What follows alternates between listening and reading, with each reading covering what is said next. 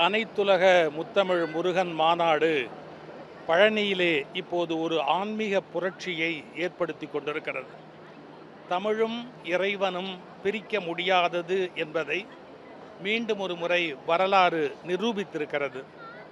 ஆயிரக்கணக்கான மக்கள் முருகப்பெருமானுடைய புகழை பாடுகிற இந்த மாநாட்டில் கலந்து கொண்டு கண்காட்சியை கண்டு ரசிக்கிறார்கள். 6 படை வீட்டையும் ஒன்றாக பார்த்தோம் என்கிற ஆனந்தத்திலே அவர்கள் மகிழ்ச்சி அடைந்திருக்கிறார்கள். இன்னொரு புறத்திலே அருமையான ஆய்வரங்கம் என்று அறிவுச் சுரங்கமாக பல புலவர்கள், அறிஞர்கள் ஆய்வுக் கட்டுரைகளை சமர்ப்பிக்கிற ஒரு அருமையான பணி நடைபெற்று கொண்டிருக்கிறது.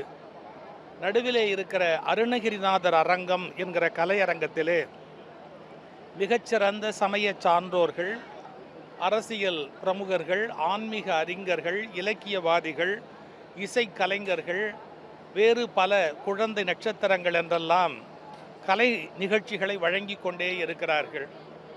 பொதுவாக இந்து சமய அறநிலையத்துறையினுடைய மிக நீண்ட வரலாற்றை 50 ஆண்டுகளாக கண்காணித்து வந்தவர்களுக்கு இந்த மாற்றத்தை புரிந்து கொள்ள முடியும்.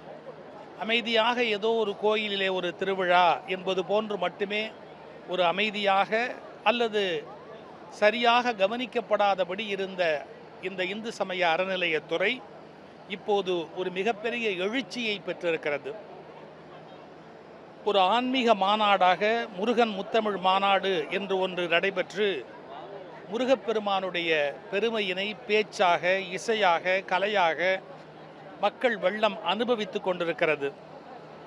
காலையிலே தொடங்கி இரவு வரையிலே தொடர்ந்து நிகழ்ச்சிகள். ஆனால் மக்கள் வெள்ளம் வெள்ளமாக இருந்தபடி கேட்டுக்கொண்டிருக்கிறார்கள். இசை கச்சேரிகளை அனுபவிக்கிறார்கள், பாடல்களுக்கு தலையசைக்கிறார்கள், பக்தி பூர்வமாகவும் அனுபவிக்கிறார்கள். ஒரு உண்மையை நாம் புரிந்து கொள்ள வேண்டும். அறநிலையத்துறை என்பது ஏதோ வரவு செலவு பார்க்கிற ஒரு கணக்கப்பிள்ளையினுடைய வேலையை செய்கிற நிறுவனம் என்பது போல் பல பேர் நினைத்து கொண்டிருந்ததை மாற்றி அமைத்து ஒரு இறை உணர்வு உடைய, ஆன்மீக எழுச்சி உடைய ஒரு மாற்றத்தை ஏற்படுத்தக்கூடிய வலிமையான ஒன்று என்பதை 50 ஆண்டு கால வரலாற்றில் இந்து சமய அறநிலையத்துறை இப்போது நிரூபித்திருக்கிறது. காலையிலே இந்த மாநாட்டுக்கு மாண்புமை முதல்வர் அவர்கள் வாழ்த்து தெரிவித்து தொடங்கி வைத்தார்கள். அப்போதே அவர்கள் குறிப்பிட்டார்கள், எத்தனை பெரிய சாதனைகளை இப்போது திருக்கோயிலிலே குடமுழுக்கு பலவிதமான மாற்றங்களை கொண்டு வந்து பக்தர்களுக்கு வசதிகள் என்றெல்லாம் வழங்கி இருக்கிறது என்பதை எடுத்துரைத்தார்கள். இந்த நல்ல மாற்றம் ஒரு மிகப்பெரிய தொடக்கம். கோயில்கள் என்பவை ஒரு சிலருக்கு மட்டுமே சொந்தமானவை என்பதை மாற்றி, மீண்டும் சொல்லுகிறேன், கோயில் என்பவை ஒரு சிலருக்கு மட்டுமே சொந்தமானது என்பதை மாற்றி, அது ஒட்டுமொத்த சமுதாயத்திற்கும் உரியது, எல்லோருக்கும் உரியது, எல்லோருக்கும் எல்லாம் என்ற மாற்றத்தை ஏற்படுத்துவதற்கான ஒரு முன்னுரை இந்த அனைத்துலக முத்தமிழ் முருகன் மாநாட்டில் செய்யப்பட்டிருக்கிறது. மாண்புமிகு அறநிலையத்துறை அமைச்சர் சேகர் பாபு அவர்கள் ஒவ்வொரு விஷயத்திலும் கவனத்தை செலுத்தி இருக்கிறார்கள்.